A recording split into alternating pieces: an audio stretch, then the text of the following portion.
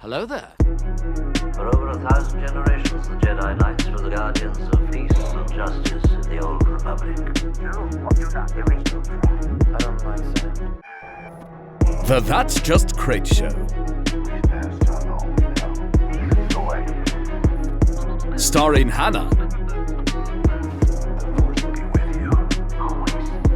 Jacob. Logan. Most impressive. I'm a Jedi. And Hunter. Rest assured, there will be no aggressive negotiations here. Probably. Hi everyone, welcome back to That's Just Crait, the show where we talk about everything that we think is great about a galaxy far, far away. This is an insanely spontaneous episode of That's Just Crait. I say that because I literally texted the group chat like a while ago, and I was just like, hey, does anybody want to talk about Star Wars? More specifically, The Mandalorian and Grogu, because I'm really excited for the movie. And Monica was like the only person to reply back. So to Hannah, Hunter, Logan, everyone else, this is the Jacob Monica show. We're now hosting the pod. But Monica, it's great to have you here, or KingDjarins on Twitter. Thank you for spontaneously recording an episode of the podcast with me. Yes, I'm so excited. I will never ever pass up an opportunity to talk about Mandalorian. So Well, okay. whenever you responded, I was like, okay, that's perfect, because I know I can talk to her about the Mandalorian, since, I mean, Yeah. his name is quite literally in your username, so I feel like it's perfect, you know? It is.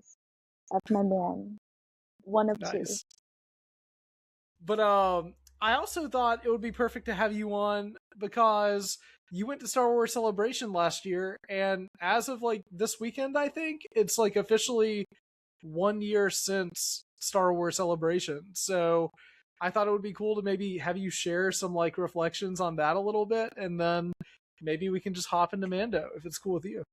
Yeah, so today is officially the 1 year, and today's actually the official 1 year of the Mandalorian panel, which was where we saw that trailer for the first time, where we saw that first glimpse of Dan without his helmet, with his new haircut. It's not as long, kind of shaved on the side. And then this is also when we got our first, like when the title for Starfighter dropped. So That was huge. it was insanely huge. Like it still feels so surreal that I was even in the room to begin with, because I remember when that rumor dropped. Like I remember all of us being in the group chat being like, no way, there's no way Ryan Gosling is gonna be in Star Wars, and then Ryan Gosling is in Star Wars. That was wild. I remember that being like the first big thing that they showed too, was like crazy, because I was fully expecting like Mandalorian stuff, and then whenever we got that instead, and Sean Levy and Ryan Gosling just went out on stage, it was just so much fun, and I cannot wait for that movie. I think that movie is going to be just such a blast to see in theaters. And as a Starfighter fan, like I'm a big fan of those old X-Wing books. Like I can't wait to see this movie. I'm so excited. It was so like unexpected too, because Dave and Kathy came out and they were talking about how, this is a Mandalorian panel, but obviously we're still expanding the universe, and we want to just briefly touch on, a movie that we're working on and that we're really excited for. And then that was when they brought Sean out, and then that was when Sean was just like, yeah, I've been hearing a lot of really, really crazy rumors about it, and, like Ryan Gosling, like, I just want to say, that's absolutely 100% true. And then he came out, and it was just like, oh my god, like, I'm pretty sure I, like, that scene in Doctor Strange, where he's like, or like Avengers, like, when Tilda Swinton like pushes the Hulk out of his body, And his body goes like out. Yeah, that was me in that moment. Like, yeah, that was crazy. And like I just so vividly remember that day being there. And I remember it was when we were on Discord and we were texting, and I like sent everything super late. And I remember Brayden was like, "You're literally there. How are you this late?" And I was like, "Bro, I'm just living in the moment." What's really funny is that last year, I guess if you were wondering if there is like a That's Just Crait group chat, that there is. And it even features people that are not like regulars on the podcast, but maybe have guest starred here and there. Like, I think, and I don't want to get too sidetracked here, but I think that like we recorded an episode like a long time ago. I think that maybe Hannah even recorded an episode with you guys, you and Nick, after Star Wars Celebration, which was cool. Yeah. If I remember correctly. It was like maybe the day or 2 days after I'd gotten back, we recorded it. Because I remember I had no voice when I did it. So it sounded crazy. I don't blame you. I would be losing my voice too. I'm gonna try to get tickets for the next celebration in LA. I know tickets drop really soon, so I'm really hoping that I am financially ready to get tickets for Star Wars Celebration, but I'm gonna try to be there this year. I think it would be really fun. And from what you told me, because you guys were basically giving us like live updates from Star Wars Celebration, which it got to a point to where it was really funny because like Hannah and Logan and Hunter and I were like about to go to bed, and you guys were like wide awake in Japan at Celebration, like still sending things like all throughout the night. But it looked like such an amazing time, and it has inspired me to want to go this year, or I guess next year, this coming year. So I'm really excited about that. So that's awesome. That's so cool to like reflect on that too, because like, man, what a celebration to go to with like Star Wars coming back to theaters and so many big announcements. It was so huge. Just the energy in that room was crazy because, like you said, like this was the first Star Wars movie in almost 7 years, and that's such a crazy thing to think about because there was a point where we were getting Star Wars every year consistently for like 4 or 5 years. So having that break has been so weird because like it feels like it's been gone for so long, but then we've also been getting like the re-releases too. So it's like, oh well, Star Wars is still kind of here, but like something actually new that we can see in a theater is just so exciting. And the fact that it's Mando, I think, is more special because that was such a turning point in the franchise to begin with. Oh, for sure. I know that we've talked about it kind of like here and there a little bit. And I think that like, if I remember correctly, Mandalorian, I watched it at my university on my phone because I was just so excited to watch it. I was like, there's no way I can go all day with like classes in college and just like I'm gonna be thinking about it nonstop if I don't watch it right here in like the cafeteria or in like the coffee shop that was on campus. And so I watched it on my phone, and it's wild to think about how like Mando and Grogu have gone from like just that kind of debut to like where we are now with those characters and how big they are and how iconic they are, that it's just honestly wild to think about in a lot of ways, you know? And I think that it just has me more excited for the movie, you know? There was something else about Celebration I was going to ask you really quick, and I'm trying to remember what it was because now I forgot, because now I'm just thinking about the Mandalorian. But no, Celebration, I'm going to try to go this year. I know that we've all kind of tried to coordinate this a little bit in the group chat. That still exists like a year or two later. That this year we're all going to be like, okay, hopefully no one's going to have to send live updates this year. Hopefully we're all going to be able to go. So I know I'm going to try to go. Hopefully we'll be able to see everybody, and hopefully it'll be a great time. But that's awesome that you already have those memories that you can reflect on. And honestly, you sending updates made me realize that the next time this happens, I definitely have to go. Right? Like, and it's crazy because I was actually looking through my photos recently, like within the last couple of weeks, and I was looking at this picture of Pedro that I had taken on the live stage, and your tweet is in it, and I was like, I didn't even notice that Jacob is in this picture.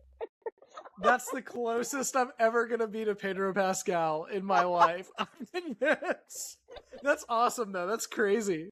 I was like, character, kind of. Well, I guess speaking of Beta Pascal and the Mandalorian, because like we said, this is just such a spontaneous episode of the pod where I wanted to talk about Mando, sent a message, and Mo was the first person to reply. But I guess just to talk about Mandalorian, first off, I guess, did you get tickets for the movie? I did. It was a struggle. So I just got back from California, and I was on my horrible hotel Wi-Fi trying to get tickets, and Fandango released this beautiful bundle where it's like a concept art print and a ticket to the movie in any format. So I was like so excited because obviously I'm gonna go see it in IMAX, and I was having the hardest time because the voucher that I bought with the concept art doesn't even work. Like, I can't even use it until April 22nd. So I was like, oh no, so I had to buy a ticket and then I'm gonna go see it. Like, I've made plans. I'm gonna see it in IMAX, and then once I'm done seeing it in IMAX, I'm gonna go see it in 4D. That's awesome. Okay, I want to see it in IMAX so bad. And I wanted to see it in IMAX on opening night. However, I'm going to go to the theater that I've seen every Star Wars movie at ever since I was like a kid, like my local hometown theater. I'm going to go there with a friend to go see it just because like it has like that sentimental value, I guess, in a lot of ways. Like I saw Revenge of the Sith in 2005 there with my mom. And then I saw it again with her in 2025 last year for the re-release, which was awesome. But I guess just like I wanted to see it there anyway. I was trying to go see it in IMAX first, but unfortunately the closest IMAX theater to me and my friend is like an hour 20 minutes away, which absolutely blows in a lot of instances for like any major movie. Usually it's pretty easy to coordinate, but the times that they had, like the show times that they had at that IMAX theater, I'm not going to say which one, because I don't want to dox myself, and two, no shade to this IMAX theater because I think it's great, but the show times absolutely sucked. It was like 2:30 p.m. and then they had another one for like what was it, like 5:15, which I could not make at all. And then like the next one was like 10:45 and that was it. So I told my friend what we're probably going to do is we've already got tickets for our local theater, which we both grew up at, seeing movies at in general, very nostalgic, whatever, which I think is like lessening the blow that I'm not seeing in IMAX the first time. Right. But I think that Friday we're going to drive up, go see it in IMAX. And then we even talked about like waiting a little bit and then going to see it again in 4DX, because my friend was like, we've got to smell Rada the Hutt. We've got to know what he smells like. And, you know, Monica, I can't pass that up. I can't pass that up. I've got to know what he smells like. Thank you. Well, hopefully less. I don't know. It's funny because, you know, it's kind of like how like Diego Luna wanted to know what Jabba felt like, just like touching him. No, we want to know what he smells like. Yes. In a lot of ways. So weigh in. What do you think Rada the Hutt smells like? Yeah, that's the question for this episode. Do you think he's stinky and lives up to his name? Or now that he's older, do you think that he just smells like Axe body spray because he's a gladiator? Right. Or maybe like, does he like oil himself up like before he goes in there? Like, I'm glad we don't. Like how wrestlers like oil their abs up before going on. Like, this is a serious question. Does Rada do that? Or does he have Rada the Hutt oiled up in 4K? I'm so glad that Logan's not here. Usually Logan is like the one that's like making these jokes. If Logan were here right now, we would be on this topic for like probably, I'm not even exaggerating, and listeners know, probably like 20 minutes of just Rada the Hutt oiled up, Jacked Hutt 4K compilation. Yeah. Which, you know what? I'm okay with that. I'd like to see it. Like, I just want to know, like, his pre-show ritual. Like, what does he do to be impressed? Does he take a cold, like, does he take an ice bath? Or does he, like, what kind of music does he listen to calm himself up? Yeah. Like, what's his walk-up song? I want to know that. These are the questions that Jon Favreau and Dave Filoni have to answer. Like, Yes. this The is what you masses owe want the to- fans, guys. I agree. It's I what the agree. fans really want. Yeah. Someone needs to find Jeremy Allen White and be like, listen, how method did you get with this? Like, Mhm. what are we thinking? Do you think he learned Huttese a little bit? I think he did. I hope so. Because I know Pedro learned Huttese in, when did he speak it? Season 2? When he was talking to the frog lady? Mm-hmm. So I I think want so. to know, is he fluent? And like, on the topic of languages, I want to know, like, will Mandoa be spoken in the Mandalorian Grogu? Mm-hmm. I'm I don't curious. know. I guess we'll have to see. But I do also really like your Grogu light up ears that you've got going on. Thank It you. matches the Mando shirt perfectly. Yeah, I just got this. Now it's like, it's perfect to wear. Had these for Awesome. never had an excuse, but now it's perfect. Also, I have to ask, because I guess now we're kind of jumping into Mando, because we've talked about tickets and everything else. I'm using Grogu as like a pointer as I'm like talking about these things. Like, we've talked about this and we've talked about that. Now it's time to talk about everything else. But I should not be moving a baby around like that. But what did you think of the trailer, I guess, the final one that we got from CinemaCon? It made me, my first instinct was, I'm very scared and nervous. I don't like the things that Din is saying. I don't like that he's really kind of in this point in his life where he's questioning his mortality and Mhm. having to come to that realization that, like, Grogu is going to outlive him. Like, he's already, Yeah. they're already the same age, pretty much. Yeah. Like, I actually think that Grogu is a little bit older, because Grogu's like 50 in season 1 and Din is like in his 40s. Like, that's such a crazy thing to think about. Mm-hmm. My first instinct was fear. The next one was, I'm so excited.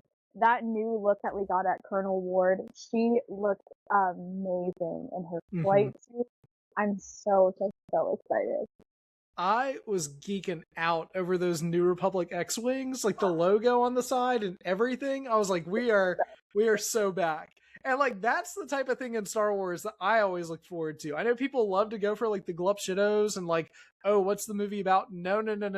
Stuff like No. that, like ship glup shitos, I guess. Or Yeah. ship variants. Glup That's my shippo. thing. If you will, your favorite Glup Glup Shippo is shippo. yeah. Yes, I like that. the New Republic X-Wing. I That also is like my that glup shippo. it's showing the side of the New Republic that, like, you kind of have never seen before. Just in general Yeah. with Star Wars, like, the desperation of hiring a bounty hunter to take out imps is, like, a crazy thought. Like, I feel like it's something that was kind of obvious, but also them not using, like, their own people and getting desperate to outsource someone like Yeah. I think is really exciting. I think it's kind of smart because you wouldn't necessarily expect the New Republic to go that route. Which I guess maybe even has some implications as to like maybe foreshadowing why it didn't work out as a whole by the time of like The Force Awakens. But I think it's cool because one, you wouldn't expect them to go that route. So of course it makes sense to use somebody like Din Djarin, someone who is a bounty hunter, but someone who's pretty respectful, you know, and pretty respectable, to kind of go that route. And this is awesome for me as a Star Wars book fan, because in Chuck Wendig's Aftermath books from like pre-Force Awakens, it had already mentioned that the New Republic was doing this, to where they had like the Sabbat cards with like imperial warlords within the Remnant that they were trying to like hunt down and track down so that every little last trace of the Empire could be like eradicated. So to see that in the trailer, and I know that we've seen it for a little bit now, but to know that that's kind of like one of the central things for this movie That's so awesome to know. And I think that that's honestly also really good development for that era of Star Wars and going into like the sequel trilogy, you know? Yeah, I totally agree, especially with season 3, regardless of how people feel about it. That Mhm. episode is incredible, where it's like the episode that focused on Dr. Pershing, Oh and yeah. I totally forgot her name. I just know the actress's name. Um, Mhm. I think that that's a really good showing of where they're at this point, kind of throwing stuff at the wall and seeing what sticks Mhm. with these Imperials, because, you know, we see it, and we, obviously, people who have read books, have read comics, and know a little bit about it, like when Brendel Hux is brought into the equation. Mhm. That is such a Glepsho moment that, like, you wouldn't really know who that is unless you were aware of him, I guess. Um, so knowing that Brendel Hux and his crew are, like, out here actively plotting Palpatine's return in some way, shape, or form, I Mhm. think is really smart, and it's a really good bridge to that gap that we have between, you know, Return of the Jedi and then somehow Palpatine returned. Like, it's such Yeah. a good transition, and I'm so excited to see more of it, because you're totally right. Like, that kind of is the one of the reasons why the New Republic didn't work as well as they thought. Mhm. So the immediate, you know, decision for them was just like, okay, let's just get rid of all of them. We can't. There's no, there's Yeah. no helping. There's no saving these people. We need to get rid of them. Like, Yeah. a very interesting. And it's interesting too whenever you look at like that's how they were trying to go about it at the beginning. And by the time of like the Force Awakens or going into the Force Awakens, especially in the books and the comics, you have a lot of people that don't see the First Order particularly as a threat. Mhm. There's a lot of senators. I think Kaz's dad from Resistance, um, who was kind of like, you know, I don't want, like, they're not even a threat. Like, we shouldn't care about the First Order. And this is where like the politics of the sequels, I think, get really interesting. Um, you know, because it's like you kind of allowed the Empire to return. Somehow Palpatine returned. That way that he somehow returned is partially something that you're responsible for, Mhm. in a lot of ways. And I don't want to get too off track because I could talk about that for like hours, No, because I think it's so agreed. interesting. But Agreed. But that I does kind of beg the important question of, with that kind of direction that the New Republic is going in. You know, obviously Colonel Ward is probably getting some sort of direction from Leia, because Leia is yeah, obviously mentioned in Ahsoka. And again, this is probably getting a little off track, a little off base, but I do think that that's such an important part of it, is having these, like, great characters like Leia, like Luke Skywalker, like Han Solo, hmm, more particularly, I guess, Leia and Luke, how they're so infallible in the original trilogy, and then seeing their mistakes, I think, is really, really cool, and it yeah, brings a lot more to those characters. You know, we see Luke being a little mean. I don't want to say mean, like with Grogu, making him choose between Din and, you know, being with his father and the Jedi way, hmm, when Luke never had to choose that. He never had to yeah, choose between Han and Leia and the Jedi way. He just did both. So yeah. I don't know. I just think that's a really interesting thing that I we get. I'm right there with you. I think that above all else, like you can't have a Star Wars movie that's not political. I feel like it's just been rooted within the franchise since like its conception. Totally. I do think though that much like Solo, in a lot of ways, this movie is going to be just really, really fun, and that's going to be like the main thing. And honestly, that's kind of what I want from it. You know, like Agreed. everything that we've seen in the trailer, from like the stuff on, I'm assuming now Hutta with like, um, and then with like all the huts and stuff, and then you have like the ATST and the ATATs and like the walkers that he's on like the ice planet, which may or may not be Hoth, and then you Right. have like just like the shots of like the X-wings and stuff flying around in the sky. It's just like things like that make me think that Jon Favreau has crafted maybe one of the most fun Star Wars movies ever. Which I know that you have to have more to a movie than fun for it to be good. But I think that whenever I look at what I really want from this movie, I really just want like a fun adventure from start to finish. I really don't want a ton of like Skywalker, Jedi Force stuff. I just want a fun, pulpy adventure with Din and Grogu, and it looks like we're getting exactly that. And I am so excited for this movie. I can't wait. Me too. And everything that everyone's been saying about it, comparing it to Indiana Jones, saying it's like one of the best like adventure movies. Like I feel like there's such a scarcity of those to begin with, and the fact that we're getting a Star Wars one with one of my favorite characters ever, it's so fun. And it's really shifting the focus back to the heart of the show, which is Din and Grogu and their relationship and how it evolves. Like if we go back to season 1, they were strangers, they had no idea who each other were, and seeing them now 7 years later as family, I think that's really special, and I think it's really cool that we get to see that on the big screen. I'm right there with you. And I'm glad that you brought up season 1, because that's something that like has really like hit me with this movie and like all of the trailers and all of the footage they've shown. It really does feel like straight from Mandalorian season 1 in a lot of ways. Like yes, those characters have grown, but it feels just so much like I don't want to say fun too much, but it feels like something straight from season 1 in a lot of ways. Yet it feels so much bigger than that in a lot of ways too.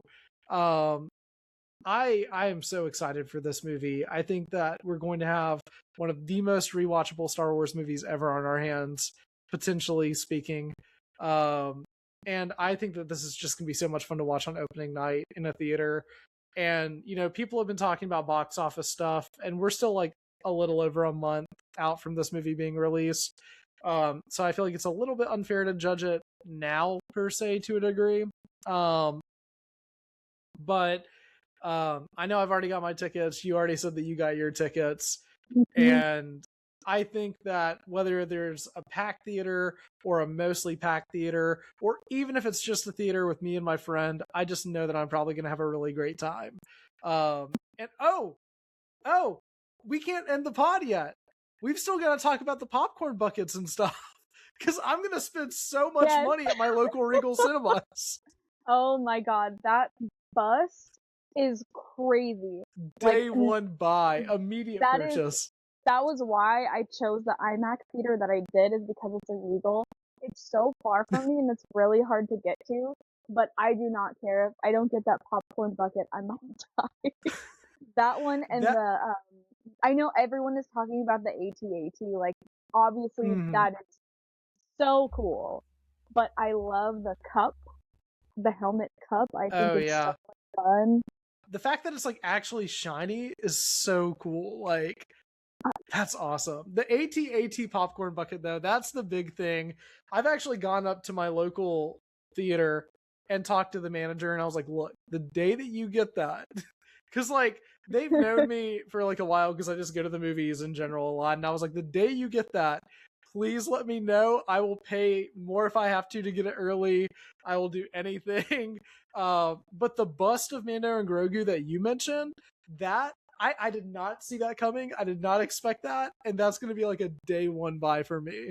Yeah, that one, that's the one that like, when I saw it, I was like, this is the one that I need to have. Like, if I don't get any other one, this has to be the one. Like, that one is really cool. I absolutely love I can't remember which chain it was. It was either AMC or Regal, where it's just like the cup with the poster on it, which is, if I may, my favorite Star Wars poster, I think, ever. I just love Whoa. it so much. That's some I high know. praise. It's a I good know. poster, though. I get it. I get it. It's comparable to that one of the Last Jedi with all the red. Oh, You know what yeah. I'm talking about? Like that very most iconic one, where it's Yeah. like the square and they're like in the middle. But I love that Mando poster, and that it's on a cup with the little toppers. There's like a Mando one and then a Grogu one. I think it's so fun. I think there's an Anzellan as well. I think so too. I'm actually surprised. I'm wondering how much the Anzellans are actually going to be in the movie, because it seems like they're going to be in it a good bit. But there's also that shot of like when Imbo comes with like his dog. I forgot the dog's name. But there's like a shot from that same scene of an Anzellan like screaming in the rain, and he's like looking up, which makes me think that Imbo's dog is going to eat an Anzellan. I hope that's not the case, but Isn't the dog's name Marok as well? I think it is. I think you're right.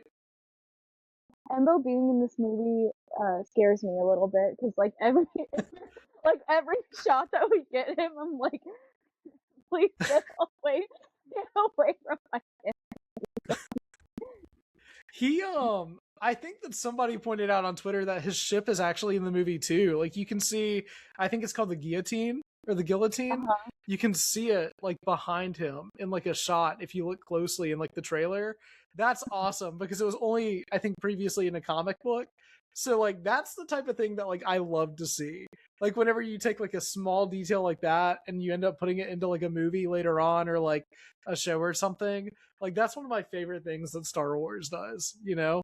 It just feels so connected because I know people say like the books and the comics they're not really necessary, but then when you get those little things that are from it, it's so rewarding because it's like, yeah, I knew about that.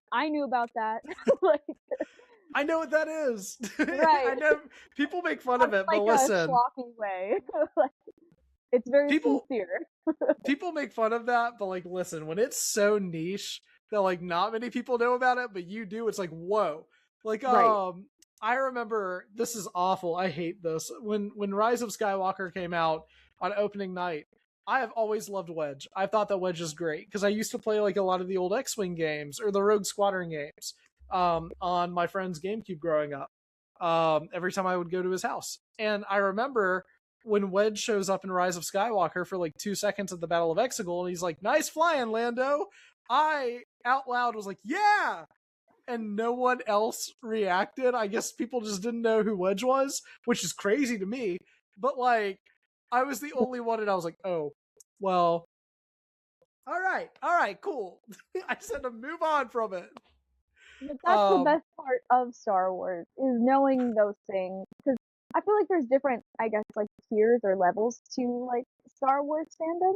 You know, you have the just people who watch just the movies, people who watch the movies and the shows, people who watch all of it and absorb all of it, and then you have you know people like us who read the books, who read the comics, and we know these like little niche things. But I think that's kind of part of what makes Star Wars so special, especially with a project like Mando and Grogu that bridges the gap between the animated shows and the live action stuff. Yeah. Like, I think that's really beautiful because even if you don't watch the animated shows, if you don't read the books, you'll be there with us experiencing it and loving it together. Like, I think that's so cool. I agree. And it's funny, it's cool you bring that up because I was watching Jon Favreau's video that he did with Tested, which is like Adam Savage's thing. And Adam met Jon Favreau at like, I guess like I forgot where it was, but it was like the studio, I think, where like they filmed a lot of it. And they kept a lot of the sets from Mando and Grogu like intact and just stuff from like the series overall. And so they just kind of were walking through, looking at all the sets, talking about everything. And Jon Favreau said something that I thought was pretty cool. He was like, you know, these characters are so iconic now, and I'm very proud to look back on kind of where we started and where we are now and how we had the opportunity to make a movie. But whenever you make a movie like this, you know, you've got to make it easily accessible for people that maybe haven't seen like 3 seasons of a TV show and Book of Boba Fett. and you have to make sure that they feel welcome and that they are feeling like they're getting everything out of the story and everything in the world. But at the same time, you do have to acknowledge the fans that have seen the series and they already know so much about these characters, and you have to make sure that you're giving back to them a little bit too. And finding that balance is tricky, but I think that we've done it. Hearing him say that and just hearing like the passion in his voice, like when he was talking about it, and especially like him discussing it while he's like surrounded by like everything, like Right. it just made me feel like a certain way about the movie. I was like, oh, that's so awesome. Like, say what you will about the Mandalorian, but there's so much heart put into that show. Even in like the episodes that you feel maybe aren't as good as some other episodes, like, which I don't really have many episodes of the Mandalorian like that, but like I know some people feel that way. But you can still feel the heart and the passion put behind the camera for stuff like that. And I feel like a lot of filmmakers approaching Star Wars that way just makes the series even more special, and it'll just make it last even longer, you know? I totally agree. It was something that Dave spoke about a couple weeks ago. Obviously, this was like in regards to Maul, but he's so aware of how Star Wars fans are, how they act, what they like, what they don't like, and Yeah. he said how receptive they are to that. You know, to an extent, they're like, okay, well, we need to list, like, we know what the fans will like, we know what they don't like, but also we have this in-between thing where we're making it. Like, Yeah. you know, whether people like it or, like, I know, you mentioned, you know, less popular episodes of The Mandalorian where people feel a certain way about it. I feel like Guns for Hire is one of those episodes that people have very strong opinions on it. I have a very strong opinion on it, and that's that I love it. Yeah, I think it's good too. Like, people say how random it was for Lizzo and Jack Black to be there, but Lizzo loves Star Wars. Like, Yeah. she was like the biggest Star Wars fan ever. Like, I remember when, you know, that Hot Toys Grogu came out, like the really, really detailed one. Like the big one, yeah. She bought it, like, when it was released. And I remember she was posting about it non-stop when she got it. Like, she showed her receipt. She was like, I pre-ordered it day one. And then, so seeing her in it just really kind of brings that attention to detail of, like, oh, it's so random, Lizzo is there. But it's like, no, Lizzo is actually, like, the biggest Star Wars fan ever. This is great that she's here. And obviously, Jack Black is someone who's so deeply ingrained in, like, nerd culture. And I just think that it's really fun that he's there. As Chicken ridiculous as jockey. it is. Sorry, it was right there. Grogu jockey. I like how you've had Grogu the whole time, by the way. I've had one like down here that I've been using as like a prop a little bit. But he is here. I'm keeping him off to the side. But you're absolutely right, though. Like, in my opinion, that episode of the show is like the most George Lucas-y episode ever. It feels like something straight out of the prequels in a lot of ways that you would just like see as like a joke or something. And people forget about like the political subtext of that episode a lot, I feel like. And just kind of like how it ties back to the prequels in a really cool way. Like, there's a lot more to that episode than like Jack Black and Lizzo, you know? So there is that, but I like that episode too. It's good to meet somebody else that enjoys it. I'm like the #1 defender of that episode. I just think it's so much fun, and like, you're so right. Like, the politics of that episode, I feel like, are just so glossed over because people are just like, Lizzo and Jack Black, that's crazy. Like, no, like, what they're doing, it's so reminiscent of the arc in the Clone Wars where they find out about the inhibitor chips. Like, it really ties back to that, and I just like love it. And I'm excited that the movie just looks, like you said, it's so fun. Like, I feel like that's kind of the best word to describe it, because it does.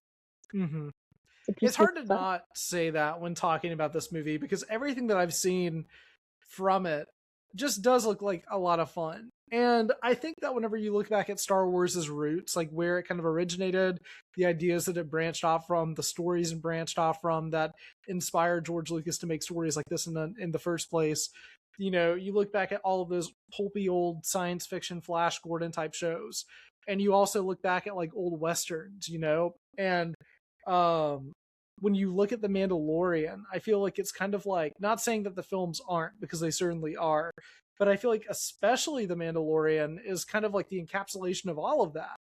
To where you have that pulpiness, but you still have the episode of the week type feel, and you have like the Western type feel. And even from the poster of the movie, the one that you said that you really like, I have it off camera right here in front of me. It's an amazing poster, and it looks like an old school Western in a lot of ways too, which I really appreciate. So I am just really excited for this movie. I can't wait for it, but I do have one more question for you before we call this episode, I guess, to a close. Mm-hmm. There is a shot in this trailer of Grogu touching what is presumably Din Djarin's gauntlet. There is no way, in my opinion, that they kill off Din Djarin in this movie, especially because Jon Favreau said that like season 4 is like on his desk, but anything is possible. So I have to get your thoughts on this, I guess, before we close out. It makes me very, this is what I mean when I say my first thought with the new trailer was fear. That was the shot that stuck out to me the most, because it's very reminiscent of a certain shot in a certain episode of a certain TV show that Pedro Pascal also stars in. And that made me very nervous, because that scene is just like the worst thing I've ever had to witness in my life, and I never want to see anything like it again. You know, that it's obviously in The Last of Us when Ellie is holding onto Joel's hand. It reminded me a lot of that, but I also think and hope and pray that it's one of those things, because I remember when The Mandalorian came out, when Grogu, this was like right before The Rise of Skywalker had come out, and we had never seen Force healing before, and then when Grogu did it to Din in that episode right before The Rise of Skywalker had come out, and you see it happen in that movie twice. I hope that it's that sort of situation and that he is okay, because I totally agree. I don't think that there's any shot that Din bites it, even though it would be quite on brand. Listen, Star Wars fans are very familiar with emotional pain, so I wouldn't put it past them. I don't think that they would do it in their big screen debut, especially with you know, the way that both John and Dave have spoke about these characters and the future for them. I've been having a lot of conversations outside of our group chat and other group chats talking about how, you know, Din possibly being alive during the events of The Rise of Skywalker. Like, he'd be an old man, but it'd be like, you know, like Lando kind of deal. Like, they're probably around the same age. I like to think that they fought on Exegol against the Final Order. I like to think that the Razor Crest was definitely there. But I'm glad that you brought up the Force healing, especially because it debuted in The Mandalorian right before The Rise of Skywalker, which I still think is awesome. But I think that there is a shot that Grogu does try to heal Din again. Maybe, possibly, I don't know. The shot that scares me the most is whenever the what is it called? It's like a hut. It's from Nal Hutta specifically. It's like the serpent, like the white serpent thing. Oh my god! Like that thing scared me so bad whenever I saw it in live action. I'm so familiar with it in the comics, books, and everything else that seeing it in live action just made me realize how scary they are. But that shot of it just like going straight for Din Djarin in the water.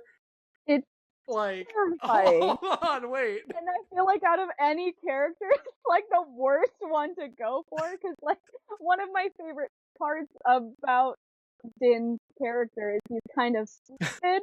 Like, Yeah. stupid. like I just did a rewatch of season 2 of The Mandalorian, and I just think that that's like really where they found the footing for who Din really is at his core. And it's like that episode where Grogu is on the Seeing Stone, and he's like, "Are you seeing anything?" And then like when he gets continuously like thrown back from the literal force field, like I just think that is like the perfect encapsulation of, you know, Din is just this awesome, like totally badass character where he's head to toe in Beskar, but he's just an idiot at some point. Like he kind of overestimates his own strength. So seeing that is like another very worrying scene in the trailer, and this will be my last my last thing because I know you're we've good. Keep going. You're good. There's a shot in the trailer with Embo once again where he is like, it's Embo, but Din is laying at his feet, like presumably unconscious. Like, that is very scary, especially because we see Embo rolling up to the Djarin homestead, and that's someone doxed Din and Grogu. That's crazy. I know. They put his address on Twitter.com. No. Grogu, you should have been using a VPN, dog. You can't do that. Crazy. Which is like a very cool thing, because it's like, how did they know, one, to go after, like, how did Embo know how to go after them? And like, what did they do in the time between season 3 and this movie to put that target on their back?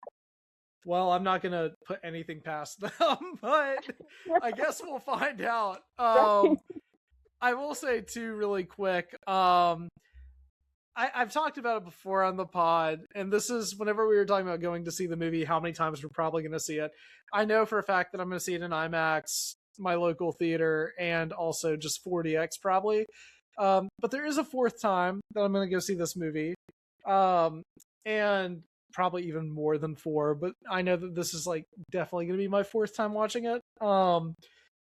I originally was not super crazy about The Mandalorian, like back whenever it came out. Like, I liked it a lot, but I don't think that I fully loved it, you know, or had that appreciation for it that a lot of other people had.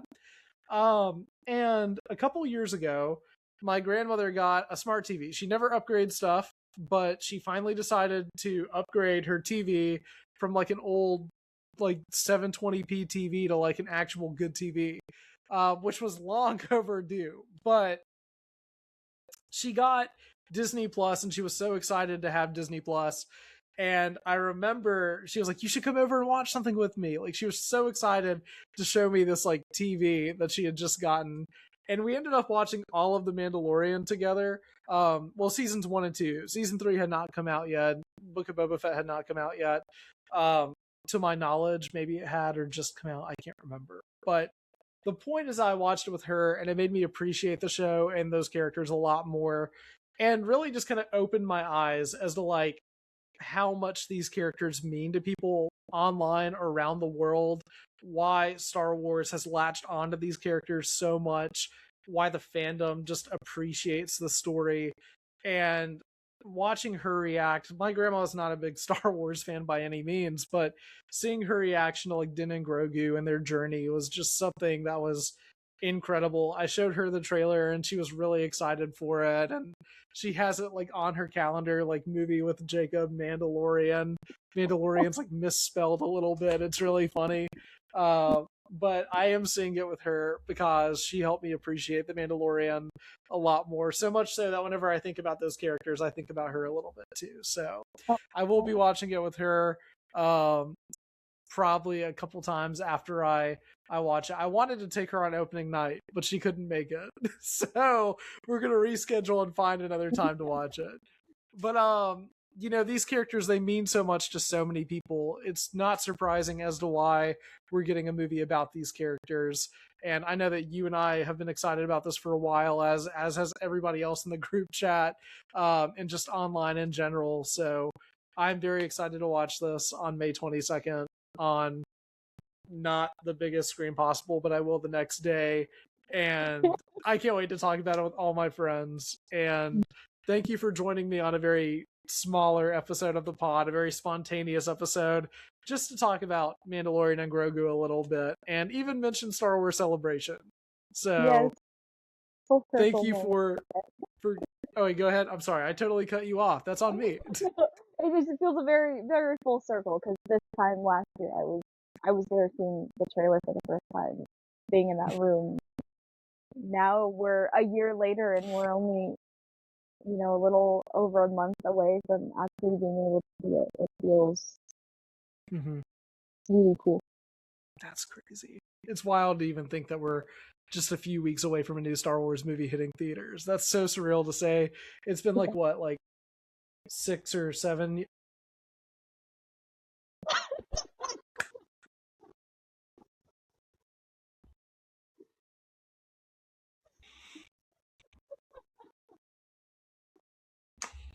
Okay. Well, on that note, thank you guys so much for watching this episode. If you want to follow Monica, you can check out all of her links down in the description below.